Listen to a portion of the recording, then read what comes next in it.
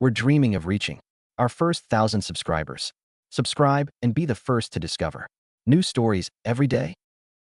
She was laughing with her friends in the kitchen, holding a piece of paper like it was a damn stand-up set. Top mistakes of my engineer, she said, waving it around like a trophy. Each line she read felt like a jab right in the ribs. They were all laughing. Dasha clapped her hands. Katia said, "Oh, that's brutal." Laura just kept going, line after line, like it was some comedy skit. My flaws, my habits, my clothes, my damn silence. I was standing there, still wearing my boots from the job site, just listening. And at some point, something clicked. I walked up, slammed my hand on the table. Not to scare anyone, just to shut the circus down. Everything stopped. I looked at her and... But that's not where it started. You ever go into a place for something quick, oil change, haircut, sandwich, and walk out feeling like you just got hit with a freight train? That's how I met Laura. I'd been working a site across town, new development going up near the river. Middle of summer, hot as hell, sweating through my shirt, crawling through concrete and ductwork. I looked like I fell out of a chimney. Pulled up to a little salon next to a gas station. Figured I'd get a quick cut, maybe rinse some of the dust out of my neck. She was there, behind the chair, cutting some guy's hair, talking his ear off. Skinny, bright eyes, hair up in a bun, had this laugh like she didn't care who was listening. Not annoying, just full of energy. Alive. I remember thinking, she's got more spark in 5 seconds than I've got in a whole month. She cut my hair that day. Talked the whole time. About the weather, her dog, some shampoo she hated, some influencer she liked. I barely said a word, but it didn't matter. She was doing enough talking for both of us. I just nodded, smiled a bit. Paid her, left, didn't think too much of it. But I came back 2 weeks later. Then again. Third time, she asked if I wanted to grab coffee sometime. Just like that. No games. I liked that about her. She was direct. We ended up in some riverside cafe, sitting on wobbly plastic chairs, drinking burnt espresso.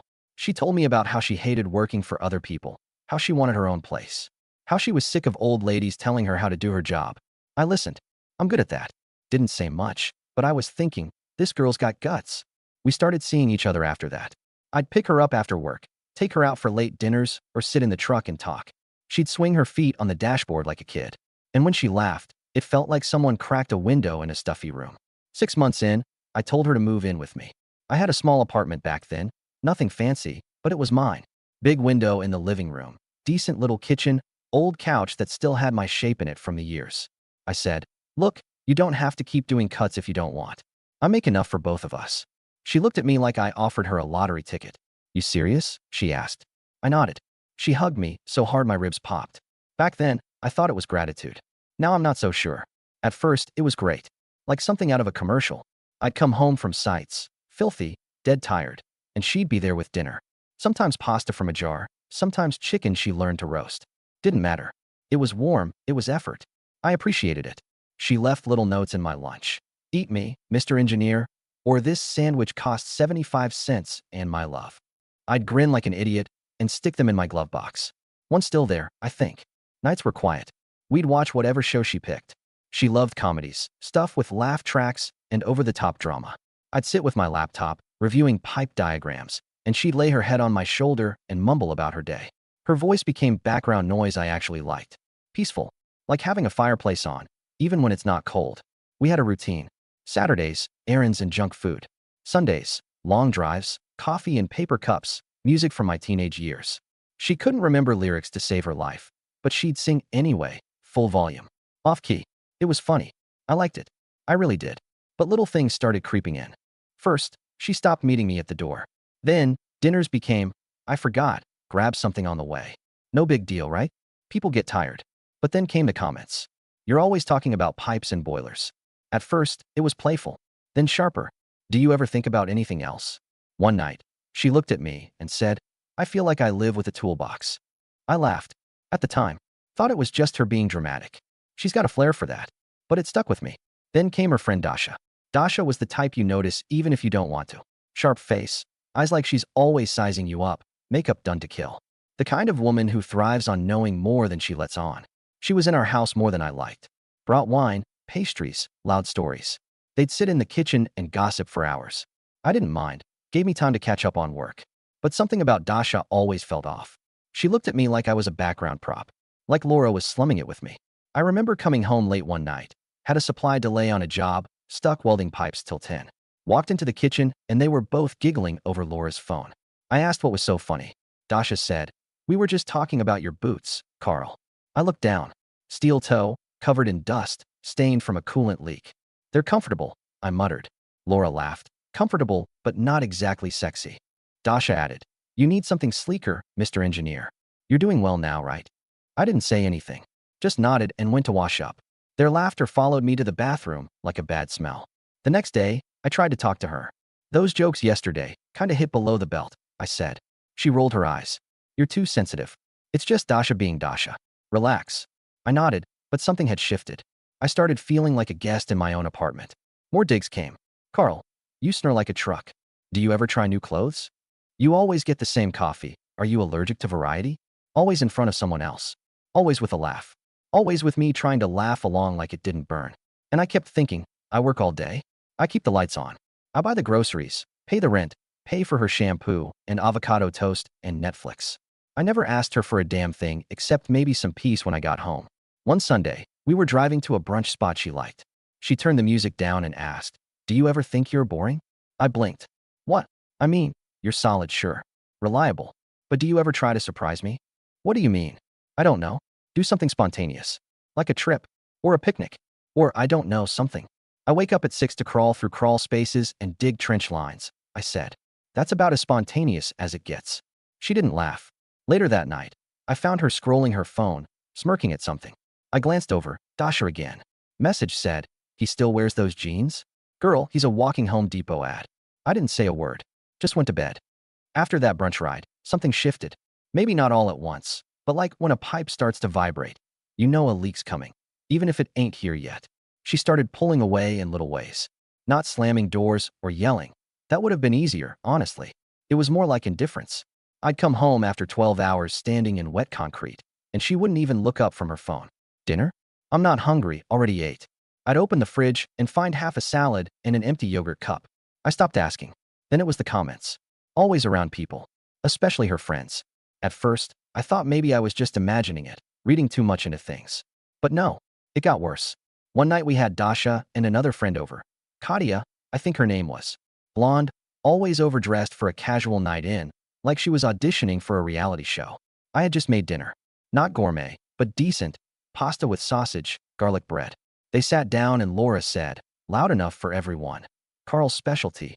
One-pan wonders. I worked all day special." They all laughed. I forced a smile, sat down, chewed my food in silence. Dasha topped off her wine and leaned toward Laura. "You know, you should make a cookbook. Call it Meals by Men Who Think Salt is a Spice." They lost it. That was the night I started eating in the garage. I'd come home, shower, reheat whatever leftovers were around, take it out to the truck, and eat sitting on the tailgate. Quiet. Cold or hot, didn't matter. Just no noise, no fake laughter. Sometimes I didn't eat at all. Just sat there, scrolling through supplier invoices or zoning maps, trying not to think. And every time I'd walk back inside, I'd hear them. Either Laura on the phone or with her friends, giggling about something, always with that tone. That tone like I was some project gone wrong. One weekend, I was deep into a new build, big client, full HVAC redesign in an older building. A lot of planning, a lot of late nights. I had sketches laid out all over the kitchen table. Laura came in, looked at the mess, and said, "You gonna clean that up? Or is this dinner now?" I looked at her, said, "I'll clean it when I'm done." She scoffed, grabbed her purse, and left without another word. She came back late, smelling like someone else's cologne. I didn't say a word. I wasn't even angry, just numb. Next morning, she acted like nothing happened. I cooked breakfast, poured 2 coffees, and she took hers without saying thanks. Just stared at her phone and asked, "Can you make sure to pick up more oat milk? Regular milk makes me feel gross." I nodded. "No, good morning. No, how'd you sleep?" Just more demands.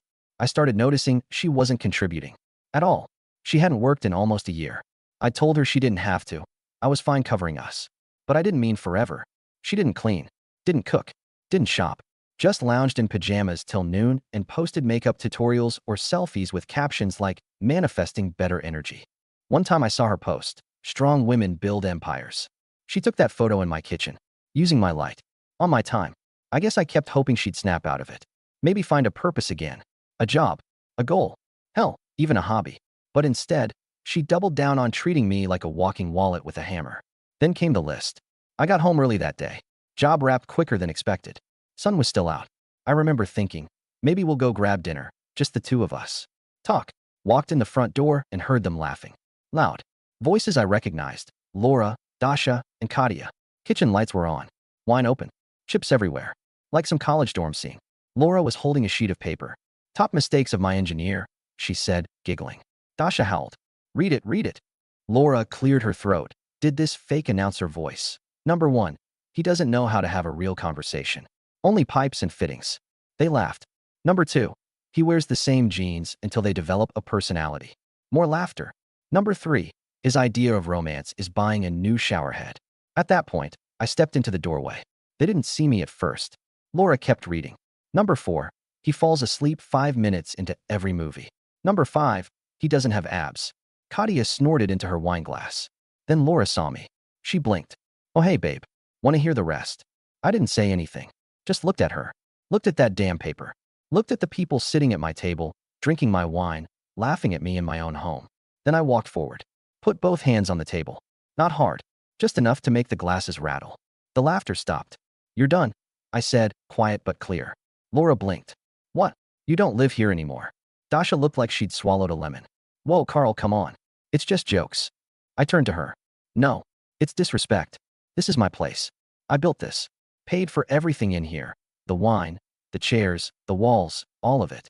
I work my hands raw to keep this going. And you? I looked at Laura.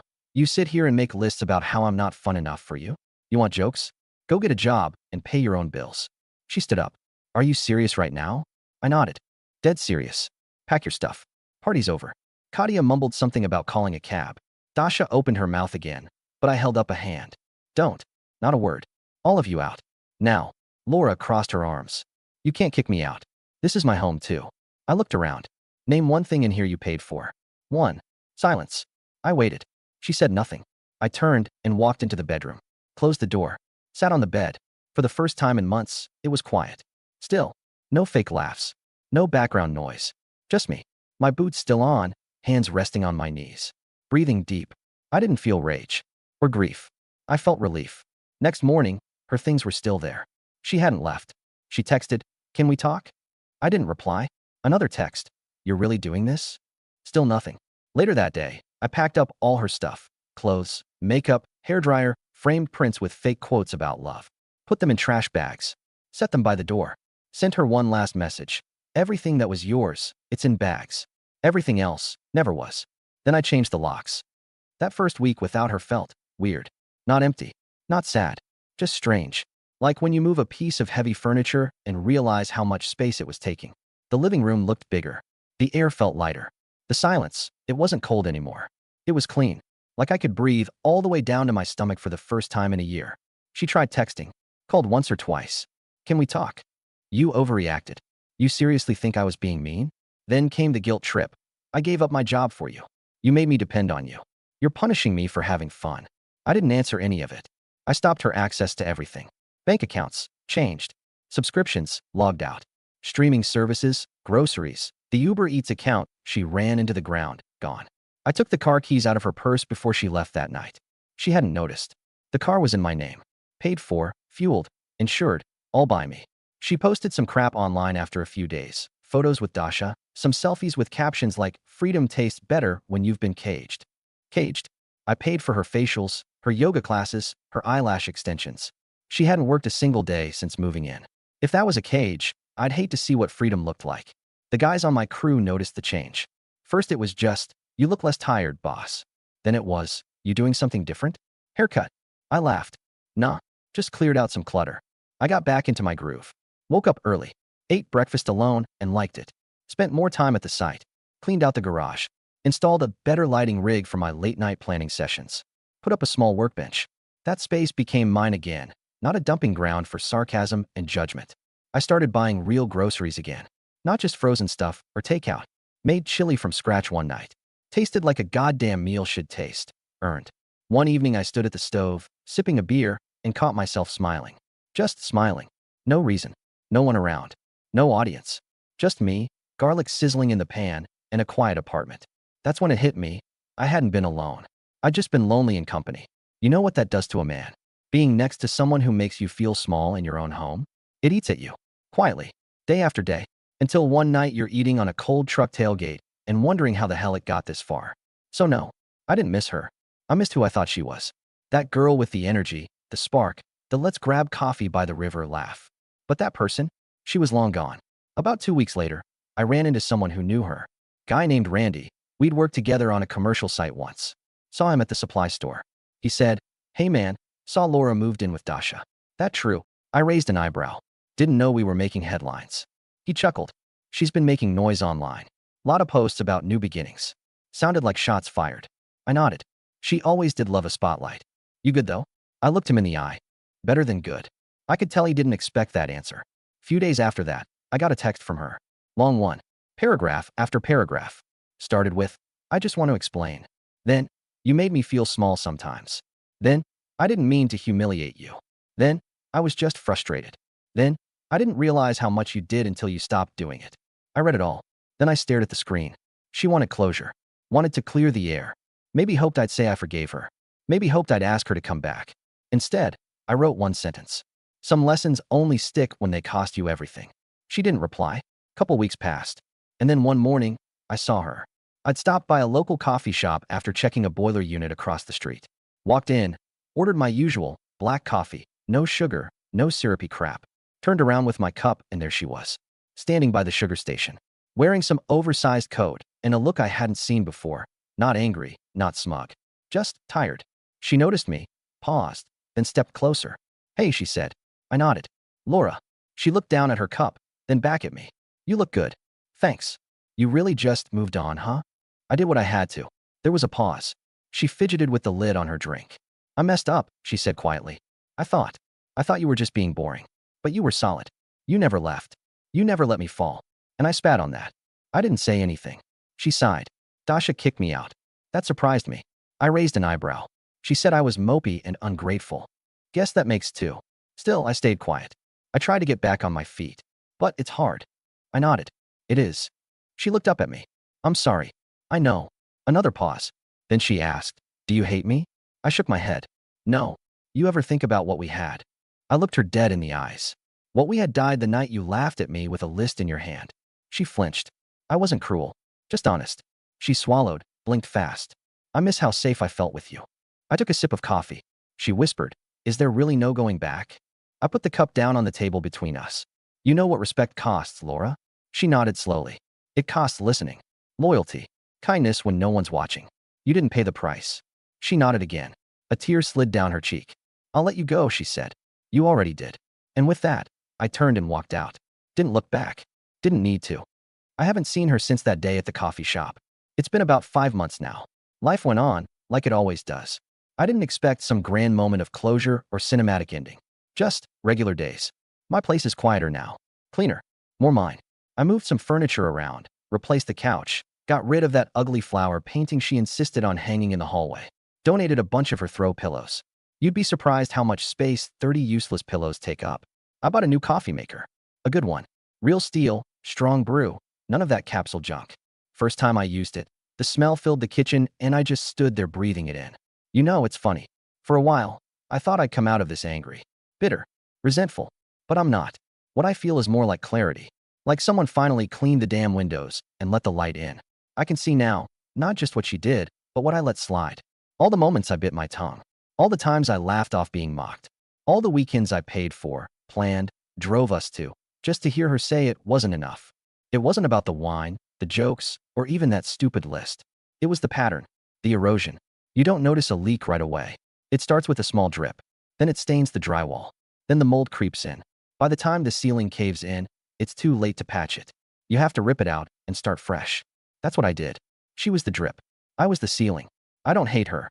I really don't. Maybe that's what surprises me the most. I think she's lost. Insecure. Addicted to attention and validation. Thought love was about being entertained, like a show she subscribed to. But love isn't a performance. It's work. Quiet. Hard, unglamorous work. It's taking out the trash when it's cold.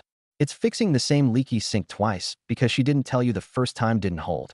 It's listening to her rant about something you don't care about because it matters to her. It's also knowing when you're no longer welcome. And when that day comes, when you realize the person across from you doesn't see you anymore, just some blurry outline they keep reshaping in their mind. You've got two choices. You can shrink yourself, twist, bend, try to become whatever version of you they wish existed. Or you can leave. I chose to leave. Not with shouting, not with doors slamming, just with a sentence and a steady voice. You don't live here anymore. Some people think that's harsh. Some might say I should have talked it through more, that I overreacted. Maybe. But let me ask you something. If a man builds a home, brick by brick, bolt by bolt, and someone walks in and starts laughing at the way he arranged his tools, or mocks the way he wipes his boots at the door, how long should he stay silent? How many times should he smile through disrespect before he's allowed to say, no more? Because I gave chances. More than I should have. She just thought I never would walk away. That was her mistake. Now I wake up in a place that doesn't echo with someone else's opinions. I work with focus again. I come home, and there's no tension in the air, no passive-aggressive sighs, no thinly veiled insults. I cook for myself, eat when I want, sleep when I want. My space, my rules. Freedom's not loud. It's not flashy. It's quiet mornings and full cabinets. It's nobody texting you a sarcastic comment while you're elbow deep in mud, trying to fix a busted valve. It's peace. I don't know if I'll date again. Not yet. Right now, I like this, just being. Not performing. Not proving. Just existing fully in my own skin. And if one day someone walks into my life again, I hope she brings more than a smile and a list of demands. I hope she knows what respect sounds like. I hope she listens. But if not, I'll be all right. I've already rebuilt once. And this time, I reinforced the foundation. Anyway, that's my story. Thanks for listening. I know it's long. I guess I had to get it out somewhere. Let me ask you, honestly, do you think I did the right thing? Was I too harsh? Or should I have seen it coming sooner? What would you have done in my shoes? Seriously, I'm curious. Let me know. Maybe I'm not the only one who's been there. I'll read every comment.